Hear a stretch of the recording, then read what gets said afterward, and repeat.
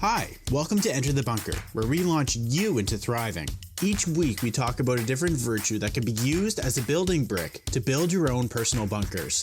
We share personal stories, as well as tips and tricks to help you thrive instead of survive. So sit down, relax, and enter the bunker.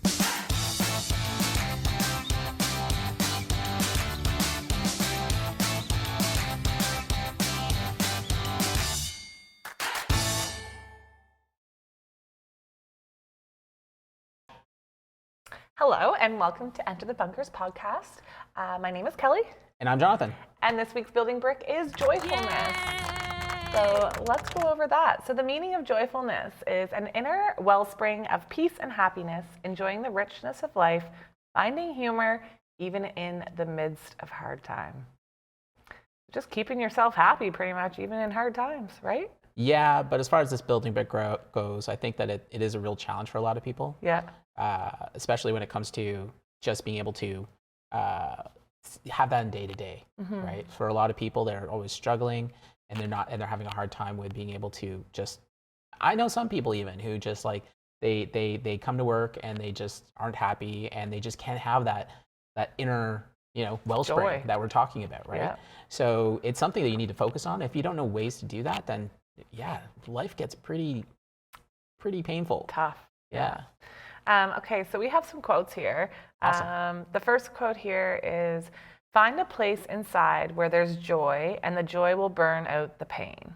There you Joseph Campbell, an American professor of literature. Quote 2, joy is what happens when we allow ourselves to recognize how good things really are. Marianne Williamson, author and spiritual leader. The joy we feel has little to do with the circumstances of our lives and everything to do with the focus of our lives. Russell M. Nelson, an American religious leader. Find the joy in the journey. Unknown. That's a pretty simple one, isn't it? Two left. A flower blooms for its own joy. Oscar Wilde, Irish poet and playwright. And finally, find out what gives you joy and do it. Unknown. If I had to guess, that would be Nike because of the do it at the end, but I'm sure it's not. It wouldn't be unknown if it was Nike. I don't know. I mean, it doesn't say just do it either. It's just like do it. So yeah, it just kind of reminded me. Yeah. And I think that, I mean, in terms of all those quotes, I think I like the one about your circumstances not determining, right? There was. Which one was that? Who was that by? So it was by Robert Russell. Russell, yeah.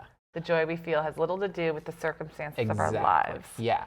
Everything to do with the focus. And there's the problem is that a lot of people think is that, because there's a common saying in at least for Americans, is that the pursuit of happiness, so the pursuit of joy, and the idea that you have to be in a certain place in order to feel joy. Right. But the truth is, it's being able to feel joy in all circumstances, right? And some people even think that that's not normal. Like they think that isn't how it goes. It's that I have to have this, I have to have that, I have to be this, I have to be that, and that's when I'll be joyful. Yeah. But actually, that's part of the, and in the other quote, it's part of the journey, right? Right. So it's to actually feel joy throughout whatever circumstance it is, because it comes from within.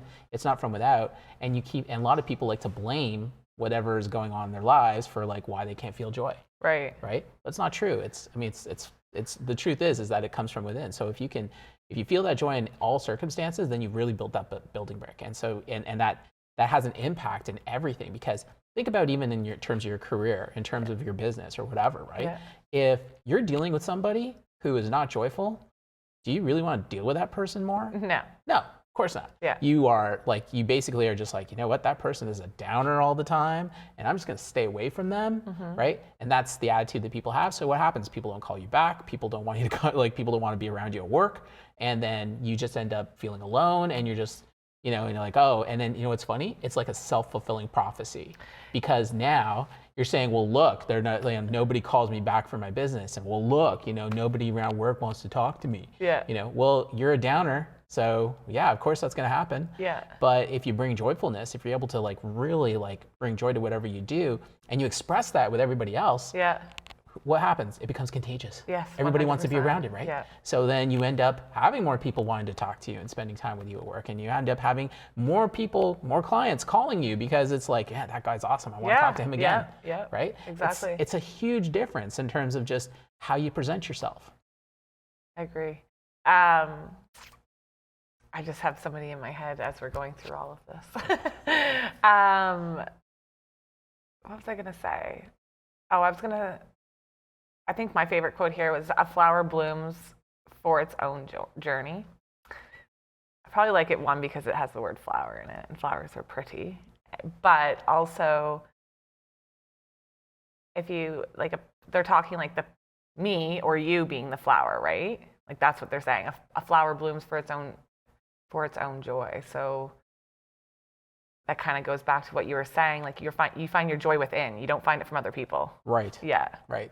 And the thing about the flower, for it's like it's blooming for itself. Yeah. It's not blooming for somebody else. No. Right. It's not performing. It's like, look at me, I'm a pretty flower. And finding joy from that. It's from actually it's for actually blooming for itself is where it finds its joy. Yeah. Right. So it's like being able to just make that small change in perspective so that you understand that that's where it comes from. And once you do that, then you could actually live that way. You could actually make decisions that are going to be in line with actually creating joy in your life from within, rather than trying to get it from without. Do you think some people live their life expecting everybody else to bring them joy? Oh, all the time. Yeah. Yeah. If there's any kind of pandemic in the world, it's like the expectation of people giving you joy. Yeah. Yeah, they expect like, oh, you should be, everything should be just handed to you. You should just have everybody like, we've got participation awards now, so that you should be happy that you participated in something. We've got all these things where you have to be validated constantly, right? And that's part of like trying to bring joy into your life. But the truth is that, it almost creates a false sense of security, right? Because now you're needing everybody else to tell you, like, when you're supposed to be happy, or when you're supposed to be joyful, right? Yeah. And giving you circumstances where, oh, you should be, and so forth, instead of being able to develop that strength from within, which is where it all really comes from, right? So it's almost like a fake joy. Yeah, and like as you're saying this, like things are popping in my head too. So like this person probably is a downer too, if they're expecting other people to give them joy. Yeah. Most likely. Yep. And like you were saying before, if you're a downer, the person doesn't want to be around them anymore. So what happens is they stop providing joy for that person. Yep. And then the person probably puts the blame on everybody else but themselves. Yep. Yeah. That's exactly what happens. Yeah. Okay. So the info for joyfulness is there's a major difference between joy and happiness. Happiness is usually brought on by an external trigger. It comes and goes, and sometimes rather quickly, while joy comes from within. Joy is the acceptance of who you are, how you are, and why you are.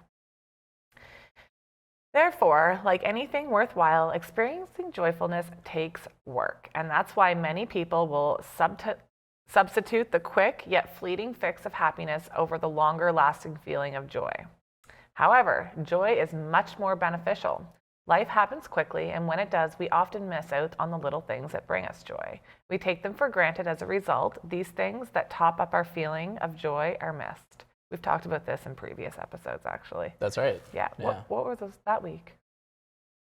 I forget. Gratitude? I think it might have been gratitude. Yeah, stop and like take a minute and be thankful. Exactly. Slow down, take time to enjoy the little things that bring you joy. Top up your joy meter. Again, this reminds me of the elf again.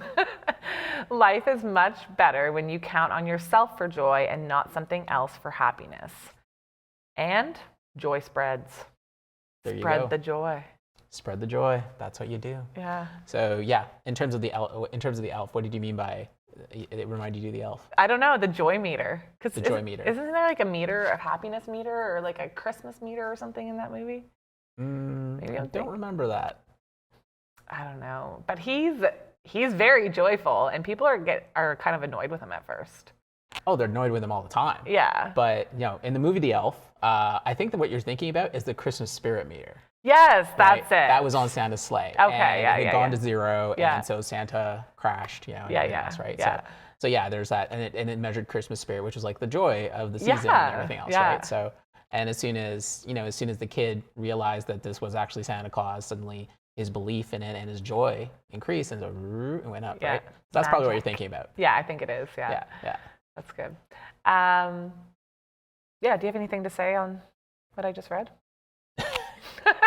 So slow down, take a moment. Like, I mean, in terms of slowing down to experience joy, I don't think you have to. Like, I mean, it depends. If you have to slow down in order to build your building brick, to be joyful, then okay. But it becomes so second nature to where you just experience joy in all kinds of things that it's not something you have to slow down for. It just becomes integrated with everything you do. It becomes just how you manifest yourself all the time, and you look for it, right? Like you just said, like it's something that you seek out. It's something where you're not constantly like having to like work on. Right. So it's just like, you build that building brick up to a point, and then you're just like you just have that as part of your bunker, right? So do you think everybody should be joyful all the time?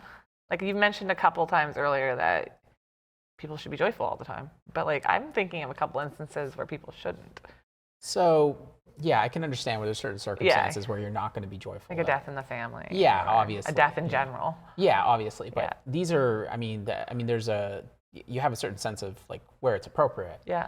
But there's, even as I say that, I think even to my own experience in deaths, I don't necessarily feel joy, but I also kind of see like, it's not joy, but it's more like positives. Okay. Like, I mean, death isn't the end for me anyway, like in what I believe. Yeah. And it's, and sometimes there's circumstances where there was a lot of suffering or something like that. Yes. And so, it was an end to suffering. Yeah. So you're thankful, I guess, for that, not necessarily joyful. Right. But, I think that it's not necessarily applying joy in that kind of circumstance makes sense. Yeah. So no, it's not going to be in everything. No. Obviously, but there's going to be majority of life should be a journey of joy. Yeah. Right. And so there is times to pause, obviously, where tragedy like this happens to others, and that allows you to be able to reflect on other things. Right. On other building bricks. On other building bricks. Yeah. Exactly. So I just think that it's not going to be all things. No. It'll be most of the time, though. No, I agree with you. All right. Thank you, everybody, for joining us for part 1 of Joyfulness. Stay tuned for part 2. Part 2. Thank you for listening to Enter the Bunker. Make sure to follow us on Instagram where you can share your story and also look at behind the scenes of how we make our podcast. You can watch the video version of this podcast on YouTube by simply searching Enter the Bunker. Tune in next time as we launch into thriving.